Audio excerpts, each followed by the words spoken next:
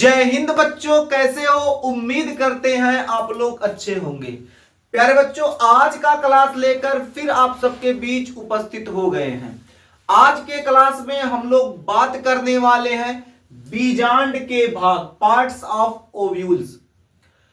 इससे पहले बीजांड की संरचना पढ़ा दिया गया है। यदि आप लोगों ने वो क्लास नहीं देखा है तो चैनल के प्लेलिस्ट में जाके वहां से आप क्लास आसानी से देख सकते हैं। आज के क्लास में हम लोग बात करने वाले हैं बीजांड के भाग के बारे में। बीजांड का भाग क्या होता है, आज इसको हम लोग समझते हैं। इससे पहले एक छोटा सा बीजांड हम लोग बना के जल्दी से तैयार कर लेते हैं ताकि बीजांड के भाग को समझने में किसी प्रकार की समस्या ना हो।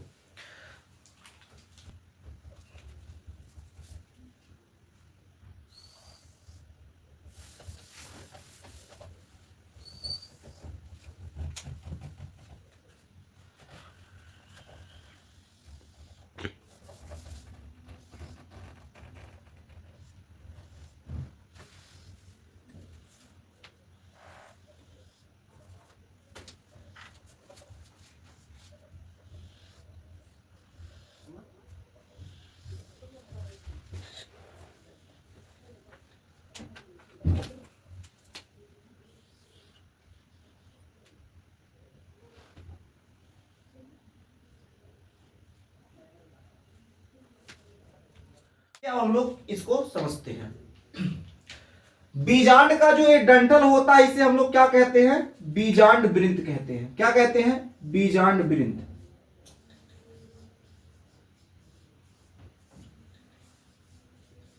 तो सबसे पहले बीजांड वृंत ही समझते हैं। तो साथ साथ आप लोग नोट करते रहिएगा, लिखते चलिएगा और हम आपको समझाते रहेंगे, ठीक है? तो आप सबसे पहले हेडिंग कर लीजिए बीजांड वृंत, बीजांड वृंत, ठीक है? सबसे पहले हेडिंग कर लीजिए बीजांड वृंत। अब बीजांड वृंत क्या होता है इसको साथ नोट कर लीजिए। ये जो बीजांड का डंठल होता है, बीजांड के डंठल को ही हम लोग बीजांड वृंत कहते हैं। यदि आपसे पूछ लिया जाए बीजांड वृंत क्या होता है तो मुस्कुरा के जवाब दीजिएगा। बीजांड का जो डंठल होता है इसी डंठल को बीजांड वृंत कहते हैं, ठीक है? तो लिखेंगे क्या? बीजांड के डंठल को बीजांड वृंत कहते हैं।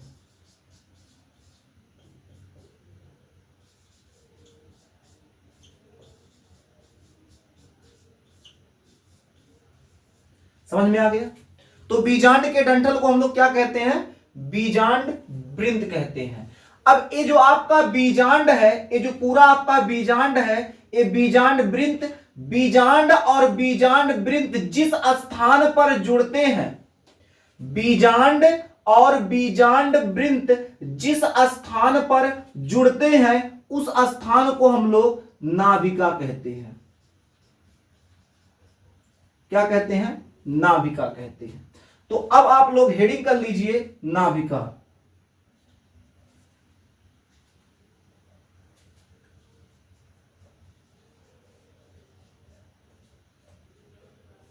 नाभिका, हाइलम, ठीक है? तो नाभिका में क्या लिखेंगे? बीजांड और बीजांड वृंत जिस स्थान पर जुड़ता है उस स्थान को हम लोग क्या कहते हैं? नाभिका। यानी जो बीजांड होता है और बीजांड वृंत होता है, जिस स्थान पर ये जुड़ते हैं उसी स्थान को हम लोग क्या कहते हैं? नाभिका। तो हम लोग क्या लिखेंगे? बीजांड और बीजांड वृंत, बीजांड और बीजांड वृंत जिस स्थान पर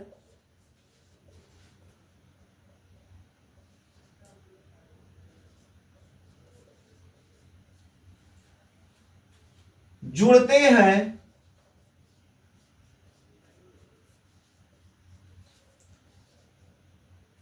नाभिका कहलाता है।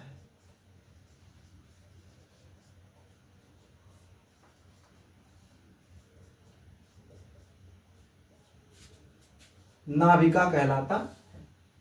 समझ में आ गया। इसके बाद आप लोग हेडिंग कर लीजिए बीजांड काय। बीजांड काय,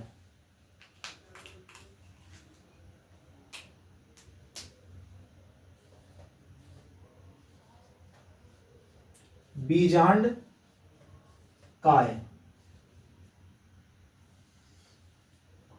अब अगर बात करें बीजांड काय क्या होता है, तो ये जो भीतर का भाग होता है, ठीक है, ये जो भीतर का भाग होता है, इसी भाग को हम लोग क्या कहते हैं, बीजांड काय कहते हैं। यानी ये जो भीतर का भाग होता है, ये जो भीतर का भाग है, ये भीतर का भाग किसका बना होता है, तो पैरेनकाइमेटस का बना होता है, पैरेनकाइमेटस सेल का बना होता है।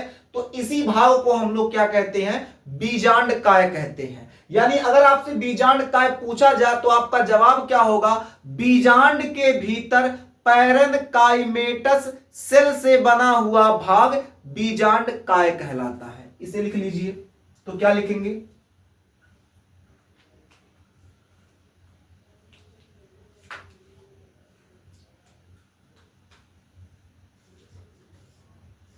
बीजांड के भीतर, बीजांड के भीतर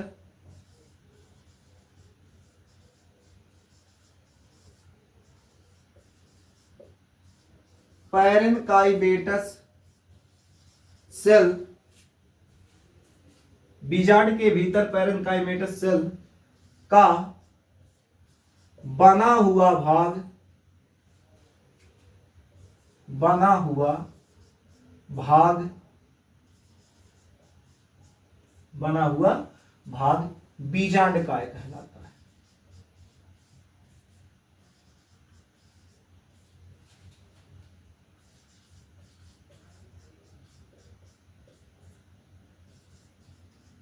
बीजांड काय कहलाता है।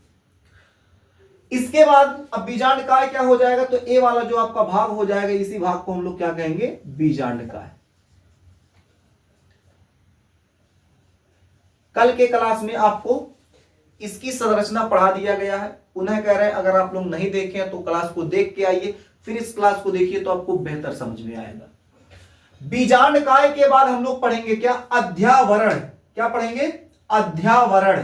हेडिंग कर लीजिए अध्यावरण, अध्यावरण, अध्यावरण। अध्यावरण को हम लोग इंग्लिश में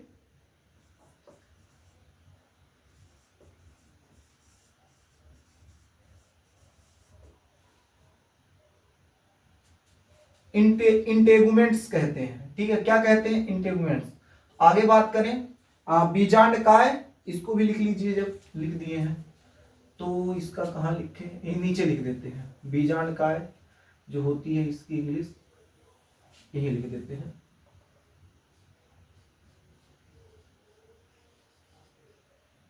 न्यूसिलस। ठीक है, बीजांड का न्यूसिलस। तो अगर हम लोग बात करें अध्यावरण की, तो अध्यावरण क्या होता है, कल के क्लास में आपको बताए थे, ये जो बाहर का चोल होता है, बाहर का कवर होता है, बाहर का जो परत होता है, इस परत को हम लोग बाह्य अध्यावरण कहते हैं। इसके नीचे का जो परत होता है उसको हम लोग क्या कहते हैं, अंतः अध्यावरण कहते हैं। यानी ये बाहर और अंदर दोनों का जो परत होता है, एक दो, ये जो दोनों परत होता है, इसी को हम लोग क्या कहते हैं, बाहर के परत को बाह्य अध्यावरण, अंदर के परत को अंतः अध्यावरण। यानी दोनों को मिला के हम लोग क्या कहेंगे, अध्यावरण। यानी ए वाला परत और ए वाला परत, दोनों परत क्या कहलाएगा, अध्यावरण, अध्यावरण। ठीक है, इसको अध्यावरण कहेंगे। तो अध्यावरण क्या होता है, अब देखिए ये आपका पूरा बीजांड काय होता है। क्या होता है, बीजांड काय।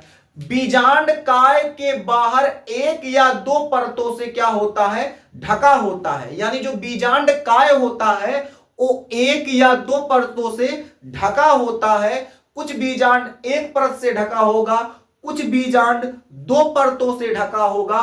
तो जो बीजांड काय होता है एक या दो परतों से ढका होता है, जिसे हम लोग क्या कहते हैं, अध्यावरण कहते हैं। अब इस बीजांड को अगर आप देखिए तो कितने परतों से ढका हुआ है, दो। तो ऐसे कोई और बीजांड होंगे जो एक परतों से ढके होंगे, तो इसलिए हम लोग क्या लिखेंगे, हम लोग लिखेंगे बीजांड काय, बीजांड काय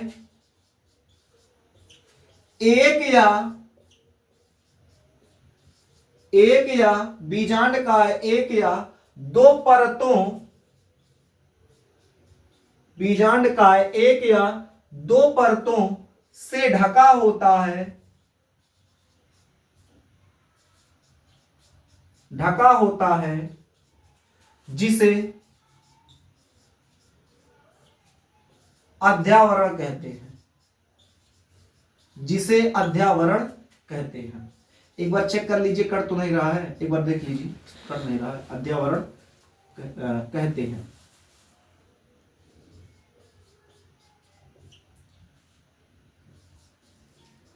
तो बीजांड का एक या दो परतों से ढका होता है, जिसे हम लोग क्या कहते हैं, अध्यावरण कहते हैं। ठीक है, अध्यावरण के बाद हम लोग क्या देखेंगे, यहां देखेंगे अध्यावरण जो होता, अध्यावरण के बाद यहां पर एक भाग क्या है, एक पतला सा ऐसे सुराख दिखाई दे रहा है, जिसको हम लोग छिद्र कह सकते हैं या होल कह सकते हैं। तो ये जो पतला सा छिद्र दिखाई दे रहा है, इस छिद्र को हम लोग क्या कहते हैं, इसको हम लोग माइक्रोपाइल कहते हैं। क्या कहते हैं, माइक्रोपाइल। माइक्रोपाइल का मतलब हो जाएगा बीजांड द्वार, बीजांड द्वार। ठीक है, तो अब आप लोग मुस्कुराते हुए एक अच्छा सा छोटा सा हेडिंग कर लीजिए, एक अच्छा सा छोटा सा हेडिंग कर लीजिए, बीजांड द्वार। क्या हेडिंग कीजिए, बीजांड द्वार। तो यहां लिख देते हैं बीजांड द्वार, यानी माइक्रोपाइल, बीजांड द्वार माइक्रोपाइल। अब ये बीजांड द्वार यानी माइक्रोपाइल क्या होता है, इसको समझते हैं। तो देखिए, अध्यावरण जो होता है, बीजांड का ये जो अध्यावरण है, जहां पर अनुपस्थित होता है, यानी जहां पर अध्यावरण नहीं होता है, नहीं पाया जाता है, ऐसे स्थान को हम लोग क्या कहते हैं, बीजांड द्वार कहते हैं। अब इस स्थान को देखिए, यहां पर अध्यावरण जो है ये अनुपस्थित है, अध्यावरण नहीं पाया जा रहा है। तो जहां पर अध्यावरण नहीं पाया जाएगा, उस स्थान को मेरे देश के अच्छे बच्चे क्या कहेंगे, उस स्थान को बीजांड द्वार कहेंगे। तो लिख लीजिए, क्या लिखेंगे, बीजांड के जिस स्थान पर, बीजांड के जिस स्थान पर, ये उसका भाग है, बीजांड के जिस स्थान पर अध्यावरण, बीजांड के जिस स्थान पर अध्यावरण अनुपस्थित होता है, अनुपस्थित होता है, अनुपस्थित होता है, उसे हम लोग क्या कहते हैं, बीजांड द्वार, बीजांड द्वार कहलाता है।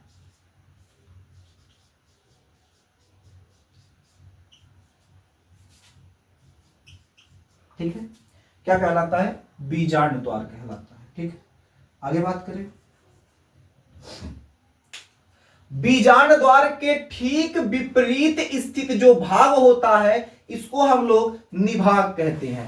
बीजांड द्वार के जो विपरीत में भाग होता है, जिसे हम लोग कल आपको पढ़ाए थे, प्रतीय बीजांड 180 डिग्री, याद है ना, याद है तो याद है तो मुस्कुरा के समझ लो। तो बीजांड द्वार जो है, इसके ठीक विपरीत स्थित भाग को हम लोग निभाग कहते हैं। क्या कहते हैं, निभाग कहते हैं। तो हम लोग क्या हेडिंग करेंगे, निभाग। तो लिखो निभाग, निभाग। यहां लिखते हैं निभाग।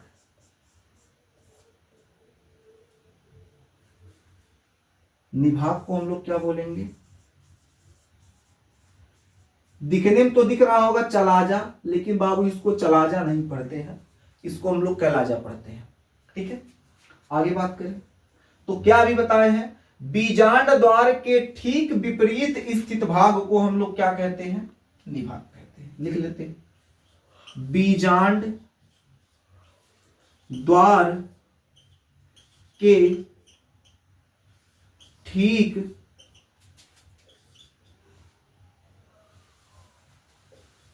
विपरीत, बीजांड द्वार के ठीक विपरीत स्थित भाग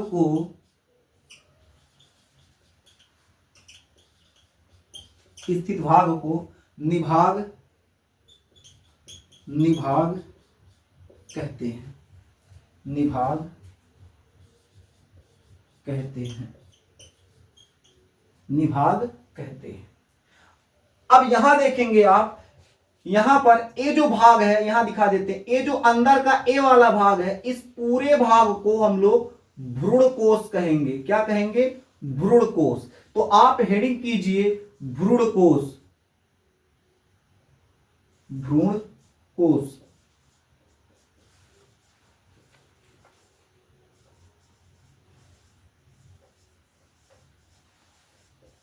एम्ब्रॉयसेक, भ्रूण कोश।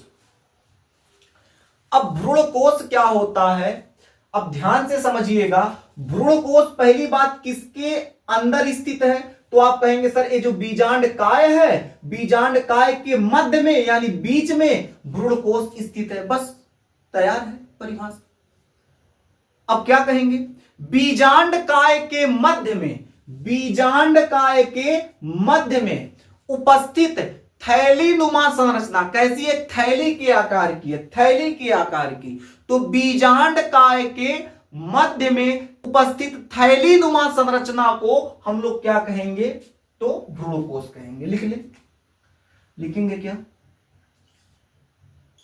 बीजांड काय के मध्य में, बीजांड काय के मध्य में उपस्थित, बीजांड काय के मध्य में उपस्थित थैली नुमा। कैसी? थैली नुमा। उपस्थित थैली नुमा, थैली नुमा संरचना को, थैली नुमा संरचना को क्या कहते हैं? भ्रूण कोश एम्ब्रॉयसेक कहते हैं। और एक लाजवाब चीज बता दें, ये जो भ्रूण कोश होता है ये मादा युग्मकोद्भिद को प्रदर्शित करता है। इस बात को जरूर याद रखिएगा, जो भ्रूण कोश होता है वो मादा युग्मकोद्भिद को प्रदर्शित करता है। अब इससे पहले आपको नर युग्मकोद्भिद पढ़ाए थे, नर युग्मकोद्भिद को प्रदर्शित कौन करता? तो आपको एक प्रश्न होमवर्क के तौर पे दिया जा रहा है, कमेंट में जरूर बताइएगा, नर युग्मकोद्भिद को प्रदर्शित कौन करता है? ठीक है, अब ये प्रश्न जो है आप कमेंट में इसका उत्तर जरूर दीजिएगा। ठीक है, क्योंकि आपको इससे पहले ये चीज पढ़ा दिया गया है। अब आप लोग ये बताइए, क्या इतनी चीजें आपको समझ में आ गई? समझ में आया? समझ में आया? आया ना? तो सब्सक्राइब का बटन क्यों नहीं दबाया? दबा दो सब्सक्राइब का बटन, और सब्सक्राइब का बटन दबाने के बाद अपने मित्रों के पास इस क्लास को शेयर आप जरूर कीजिए। फिर मिलेंगे ऐसे ही बेहतर क्लास के साथ, तब तक के लिए जय हिंद।